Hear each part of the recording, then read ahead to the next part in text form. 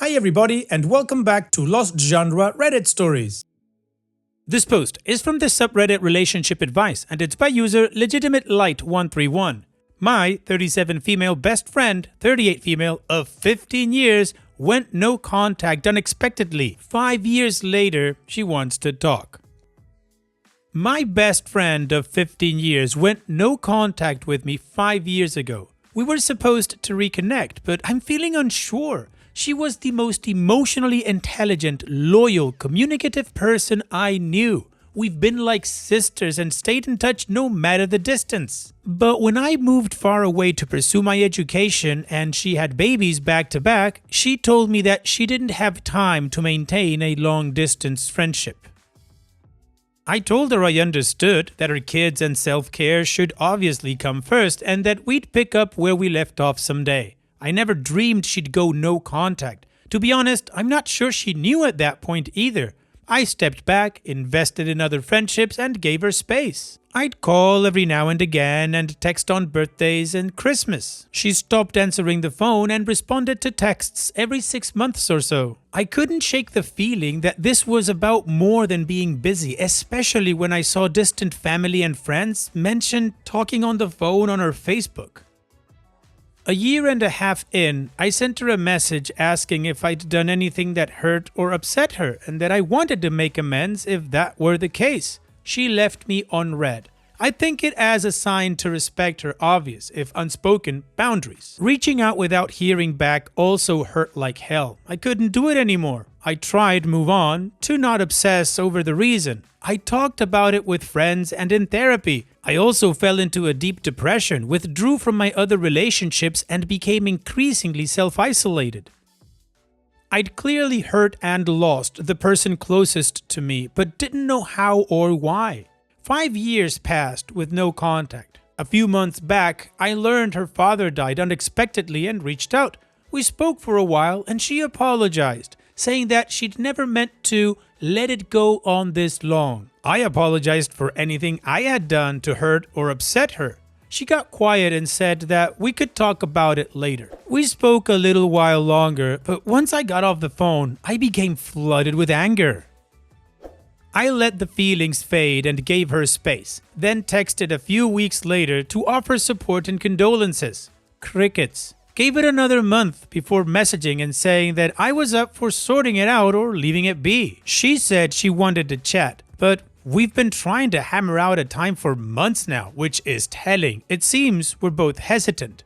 Now she wants to talk next week and I'm not so sure. Part of me wants to cancel because F this pain. Hello, avoidance. A smaller part of me wants to fawn and make it all better. Hello, trauma and anxiety. And every cell in my body wants to protect my broken heart. I tend to be really hard on myself, and given the pedestal I placed her on, it's not just me, she is loved by literally everyone, while I'm a quirky ND who's loved, but more of an acquired taste. I blame myself, especially in the absence of a reason. But in reality, I feel that this was an effed up way to treat a best friend, and that isn't all my fault, like my brain and lingering trauma would like me to believe. I need advice on how to approach this. Part of me wants to meet with her, even though my nervous system wants to flee. Part of me wants to heal this rift now in case we never get the chance to. Logically, I know that I should hear her out, but I'm just so damned hurt and angry. I don't even know whether to express that to her before or after she says her piece. I know I need to make space for both of our feelings and grievances, but how?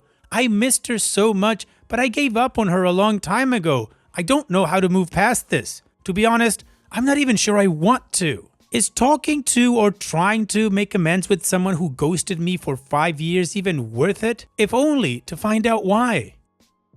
Well, OP, if I was in your shoes and my friend had ghosted me for years and all of a sudden, she wants to make amends or whatever, well, then I'd let her do it. In the sense that you don't need to hammer out anything. If she's the one that's interested in making amends, and you're not so much, but you are keen on hearing her out because, I don't know, you hold some sort of love for her still, then let her set everything up. Ask you about a date, and everything else is on her. And if she doesn't push through with that, well, then you've got your answer. One thing I do know about people, and this is true in most cases, but when people actually are motivated or want something to happen, they'll try to do whatever it is they can and is in their power to make that happen. Sometimes they win, sometimes they don't, but most put in the effort. So if she doesn't make an effort and just expects you to sort everything out and tell her when and where and she gets to say yes or no, then it doesn't sound like she really wants to hash this out. And after 5 years, the only reason it seems you want to hash it out is out of curiosity. And that's something you need to figure out. And what do you guys think?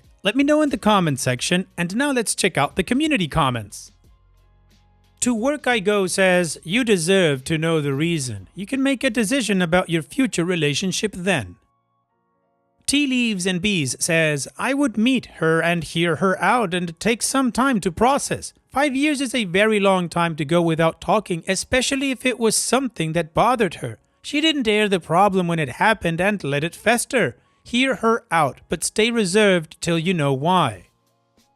And Dopey responds, I want to hear her piece, but I think I need to give her a piece of my mind first. User ID 004 says, I think you need to hear her out first if you want to know what happened. Then let her know how much she upset you. Once you have cleared the air, decide how you want to pick things up.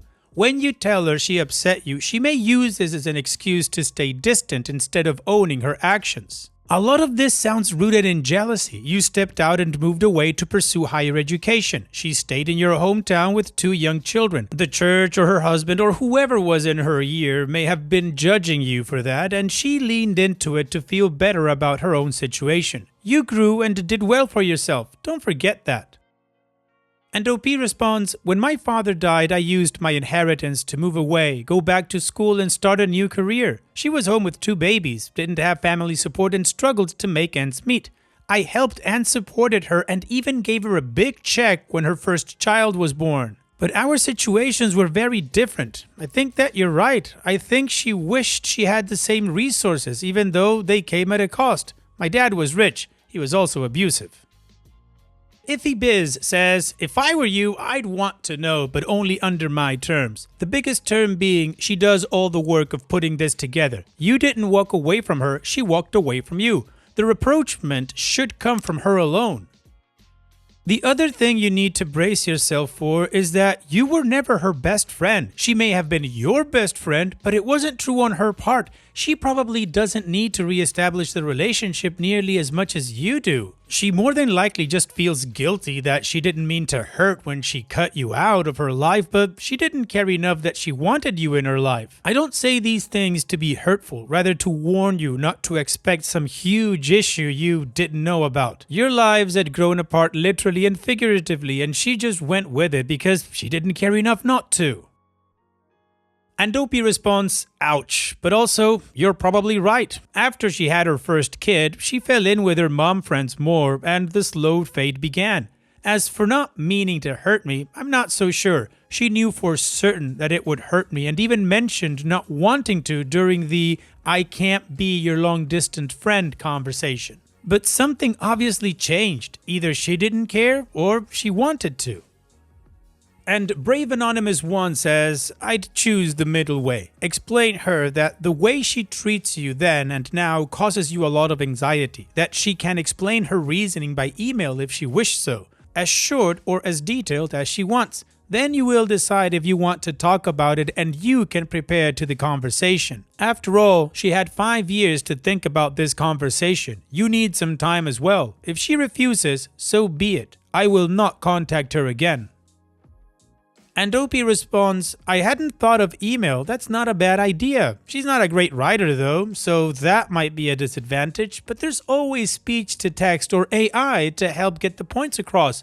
You're right about the anxiety bit, definitely going to have to include that. Well, the community gave OP some good things to think about and OP is picking up on it. So now, let's move on to the update to see how this story ends.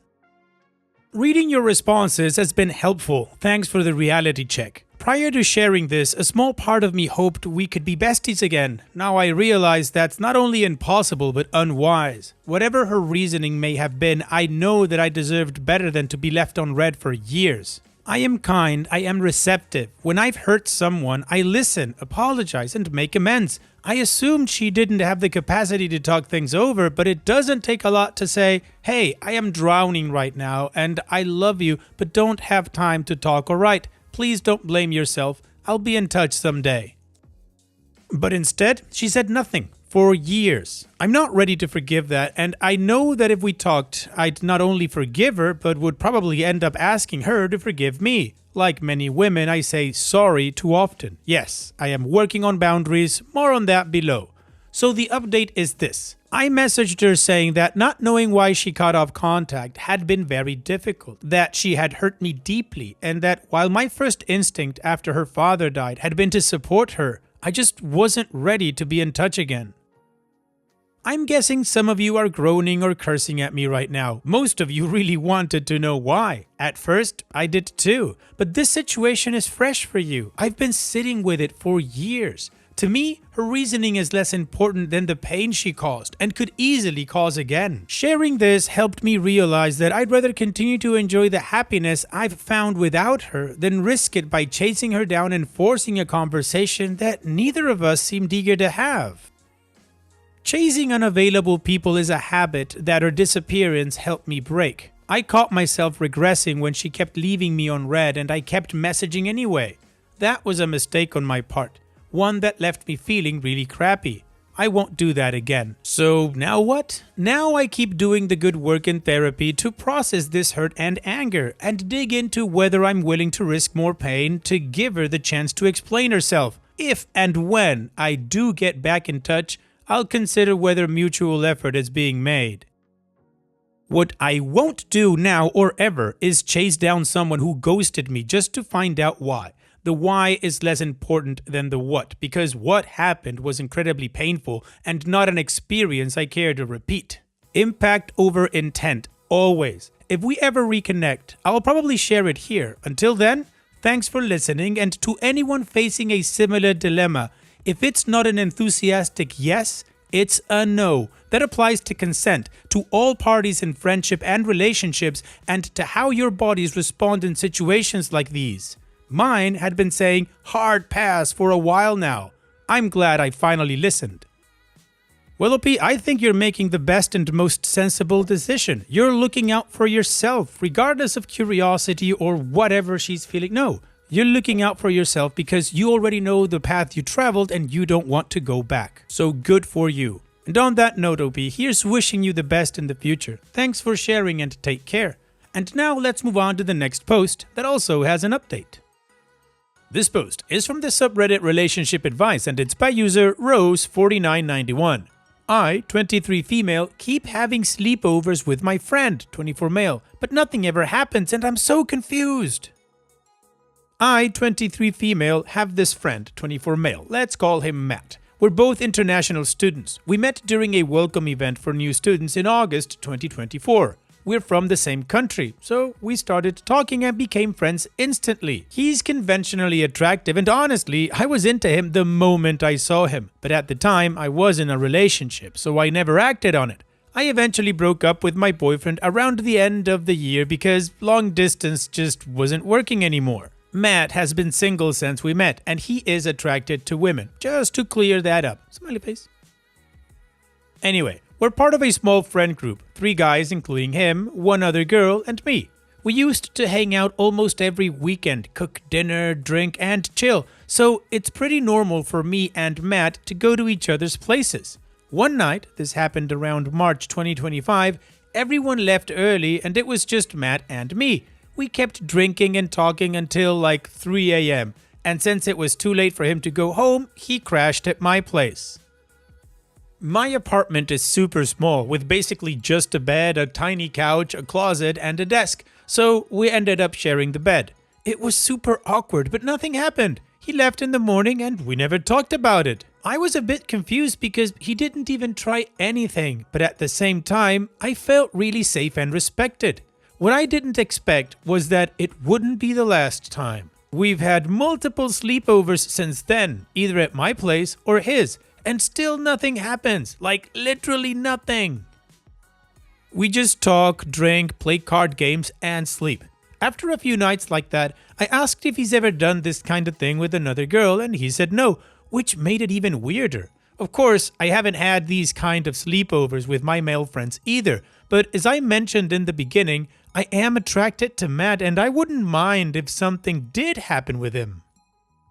However, I'm really shy and never make the first move. At this point, it feels like we've slipped into this weird brother-sister dynamic. He doesn't even step out when I change my clothes or shower, like it's the most normal thing. So, what's going on here? Are we just really close friends? Is he not attracted to me? Or is he just being respectful and waiting for me to do something?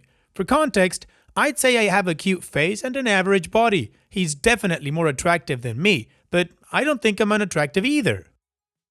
Well, Opie, in my opinion, all of your assumptions are plausible. It could be that you guys are just really close friends and he doesn't see you as a potential girlfriend, that he's not attracted to you, or he is waiting for you to make the first move. Maybe he thinks you're not into him and that you guys are just good friends, and if he does something, he might ruin the relationship, or worse, he might get accused of something. So if I was in your shoes and you really want something to happen, well then, try to make it happen. Go for it. And what do you guys think? Let me know in the comment section. And now let's check out the community comments. Your Daddy 1972 says, there's this thing called having an adult conversation. You might try it. It's ridiculous at 23 years old that you're both still playing these immature high school does he like me or not games, rather than freaking talking to him and telling him what you want. Baudialea says he is waiting for a sign that you want him to make a move. You need to understand that women think they are making things obvious, but men need it to be very obvious. He might think that you're still hung up on previous guy and is trying to be respectful of that. He might just not know what to do. Either way, you need to make it very obvious. And Dopey responds, yeah, actually he knows about my ex and keeps asking me about our status. He also checks my WhatsApp or Instagram messages and asks about the people I'm talking with. I know this is weird, but I guess he wanna make sure I am single? So I think my question should be, how can I show my friend that I'm attracted to him? Jim Mommy 3 says, guys get nervous and shy too. You might want to be more direct and prepare for the worst just in case. Like, don't get all butthurt if he's not into you the same way. That's okay. And Dopey responds, yeah, at this point, I'd rather hear that he's not attracted to me than keep trying to interpret his actions. Opie's edit. Hey everyone, this was my first ever Reddit post, so sorry if I messed something up.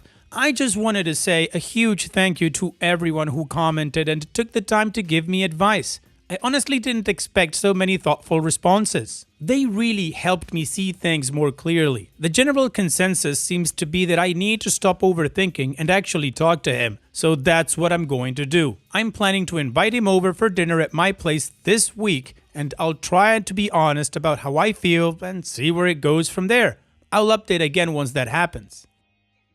Okay, well then let's just skip to the update and see how this story ends.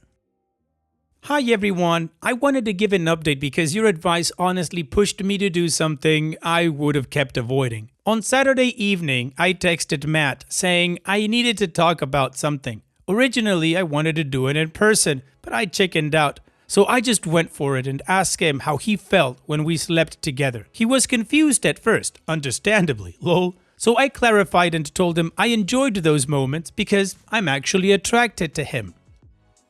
Then I asked again how he felt. He told me that the first time we slept together, I had recently broken up with my ex and he didn't want to take advantage of that moment. And the other times, he was just trying to be respectful. He literally said, I am loyal to you always. After that, we decided to talk properly in person the next day. We already had plans to go to a friend's place on Sunday, so we met there. It was super awkward for me to see him after confessing my feelings, but he was completely normal. After the hangout, he drove me home, and that's when the real conversation happened. I told him that I was into him from the moment I saw him and that my feelings grew stronger as we got closer. He said he likes me too, smiley face, and admitted there was always tension between us, even when we hang out with the group. He explained that he never asked me out because of my ex at first, and later because he thought I had something going on with other guys. Anyway, we agreed the past is past. I asked how he wants to move forward and if he's ready for something more. He said yes, and that he wants to get to know me in a different way. So I kissed him, finally, and the rest is history. Smiley face. Thank you to everyone who encouraged me to communicate. I would have stayed stuck in confusion without your advice. Y'all gave me the push I needed. Heart.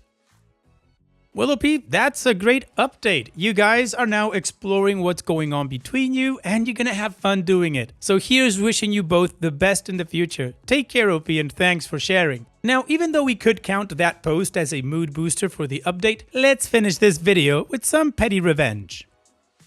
And it's a post from user MainScallion2394. My coworker kept stealing my pens, so I started refilling them with glitter ink.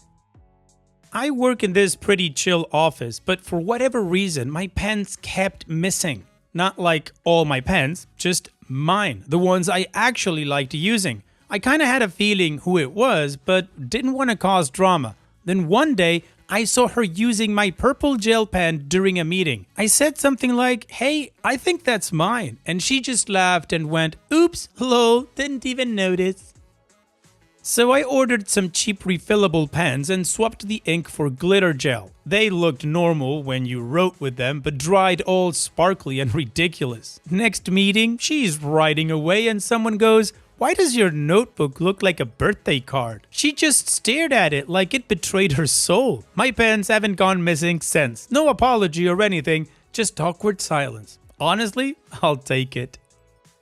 Nicely done, OP. Hopefully the thief learned the lesson. Take care, OP, and thanks for sharing. And that's it for today's video. Thank you so much for taking the time to watch it. Now, if you've gotten to this point in the video, I assume that you like these stories that I'm reading out. So here are a couple more that you might enjoy. And if you don't have any time to watch another story right now, save it for later. And also, don't forget to hit that subscribe button.